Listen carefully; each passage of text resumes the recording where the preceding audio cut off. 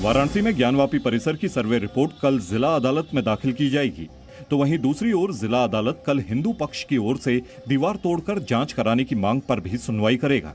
UP सरकार की ओर से वुजू खाने में मौजूद मछलियों को कहीं और शिफ्ट करने के लिए भी याचिका दी गई है। इन सभी मामलों पर कल वाराणसी जिला अदालत में सुनवाई होगी। हिंदू पक्ष ने पूर्व कोर्ट कमिश्नर अजय मिश्रा की बहाली की मांग की है। इस मामले में अंजुमन इंतजामिया कमेटी की ओर से सुप्रीम कोर्ट में भी गुहार लगाई गई, जिस पर कल सुनवाई होनी है। तो वहीं अंजुमन इंतजामिया कमेटी के संयुक्त सचिव ने कहा है कि कोर्ट जो भी निर्णय देगा वो उन्हें मंजूर होगा। ये कानूनी मसला है, कानून के तहत ही हल होने दीजिए, सड़कों पे ना लाइए। सड़कों पे लाने से बड़ा नुकसान होगा। सुप्रीम कोर्ट का जो भी आदेश आएगा हम मान करेंगे और सम्मान करेंगे।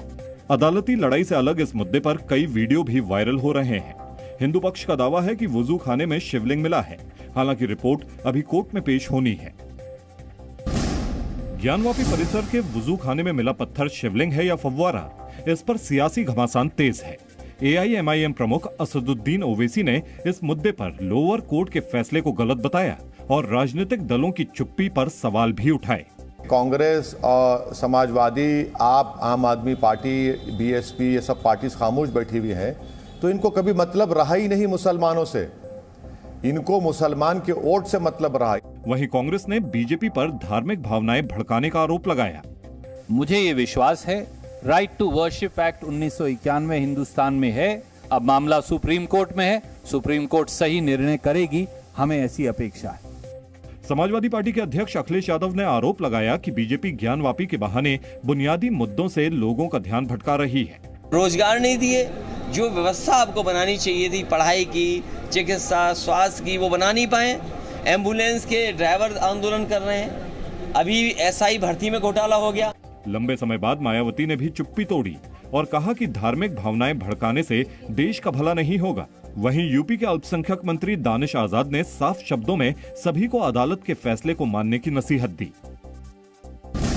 लाउडस्पीकर पर यूपी के मुख्यमंत्री योगी आदित्यनाथ ने सभी जिलों के SP को सख्त निर्देश दिए हैं। CM योगी ने कहा कि धर्म स्थलों से लाउडस्पीकर की आवाज बाहर न आए। जो लाउडस्पीकर उतर गए हैं वो दोबारा न लगे और अगर ऐसा हुआ तो सख्त कार्रवाई होगी। हम सुनिश्चित करें कि जो माइक उतर चुके हैं ये दोबारा नहीं लगने चाहिए और प्रत्येक जनपद में जिलाधिकारी और पुलिस अधीक्षक गण इस बात को सुनिश्चित करें कि वे प्रत्येक थाने को इस बात के लिए जवाबदेह बना लें। यूपी सरकार ने मदरसों को सरकारी मदद देने पर भी रोक लगा दी है। ये फैसला कैबिनेट की बैठक में लिया गया है। हालांकि पुराने मदरसों को आर्थिक मदद जारी रहेगी। जितने मदरसे हम लगातार उसको आधुनिकीकरण से जोड़ रहे हैं। आप देखिए NCC NSS के माध्यम से हम ओवरऑल डेवलपमेंट के लिए हम आगे बढ़ रहे हैं। तो हमारा जो एजेंडा है कि हमारे छात्र का ओवरऑल डेवलपमेंट हो, वो एक उसको कंप्लीट तरक्की मिले।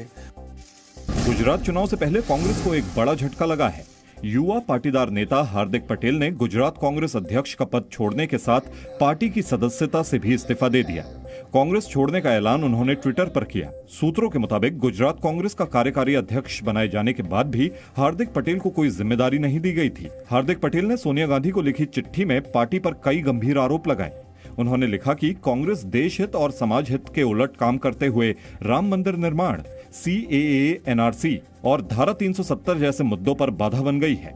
हार्दिक ने राहुल गांधी पर पार्टी की समस्याओं से ज्यादा मोबाइल फोन और दूसरी चीजों पर ध्यान देने का आरोप लगाया और कहा कि जब देश संकट में था तब वो विदेश में थे। हार्दिक के बदले तेवरों पर पलटवार करते हुए कांग्रेस ने उन्हें धोखेबाज बताया। तो ये धोखाधड़ी की राजनीति है और ये जहां जाएंगे, कोई सिस्टम में जाएंगे, वहां के अनुशासन को तोड़ेंगे, क्योंकि 28 साल की उम्र में इतना मिल गया कि किसी कांग्रेस जैसी राष्ट्रीय पार्टी के स्टेट के वर्किंग का प्रेसिडेंट बनाया आपको, तो आपने कौन सा काम किया। कांग्रेस ने यह भी आरोप लगाया कि हार्दिक पटेल ने बीजेपी के दबाव में आकर पार्टी छोड़ी है। मध्य प्रदेश में स्थानीय चुनाव OBC आरक्षण के साथ होंगे। सुप्रीम कोर्ट ने मध्य प्रदेश सरकार की ओर से दाखिल पुनर्विचार याचिका पर सुनवाई करते हुए ये फैसला दिया है। सुप्रीम कोर्ट ने राज्य चुनाव आयोग को आदेश दिया कि वो 1 हफ्ते में चुनाव को लेकर अधिसूचना जारी करें। सुप्रीम कोर्ट के आदेश के मुताबिक आरक्षण का आंकड़ा 50% से ऊपर नहीं होना चाहिए। Now the liberty is granted to the state government to make publication of the notification based on the recommendation made by the OBC Welfare Commission providing reservation to the OBC category. Shivraj सरकार supreme court के फैसले को बड़ी कामयाबी मान रही है, क्योंकि इससे पहले 10 मई को सुप्रीम कोर्ट ने राज्य चुनाव आयोग से कहा था कि वो पंचायत चुनाव को लेकर 2 हफ्ते के अंदर अधिसूचना जारी करे। साथ ही सुप्रीम कोर्ट ने अपने आदेश में कहा था कि मध्य प्रदेश में बिना ओबीसी आरक्षण के ही स्थानीय निकाय के चुनाव कराए जाएं, जिसके बाद शिवराज सरकार ने पुनर्विचार याचिका दाखिल की थी। जम्मू कश्मीर के बारामूला में कल हुए आतंकी हमले में एक बड़ा खुलासा हुआ है। हमले के पास वाली जगह की सीसीटीवी तस्वीरों से पता चला है कि शराब की दुकान पर ग्रेनेड फेंकने वाले आतंकी ने बुर्का पहन रखा था। सीसीटीवी वीडियो में बुर्का पहने आतंकी हमले के बाद एक मोटरसाइकिल से भागते दिखाई दिए। कल हुए इस हमले में एक व्यक्ति की मौत हो गई, जबकि 3 लोग घायल हो गए।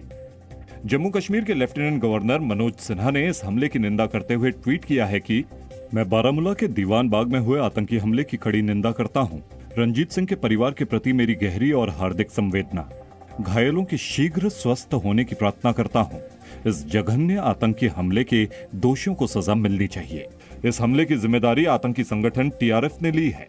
वहीं पुलिस सीसीटीवी वीडियो की मदद से आतंकियों का सुराग हासिल करने में जुटी है। Presenting B News app, available on Google Play and App Store. Download it now.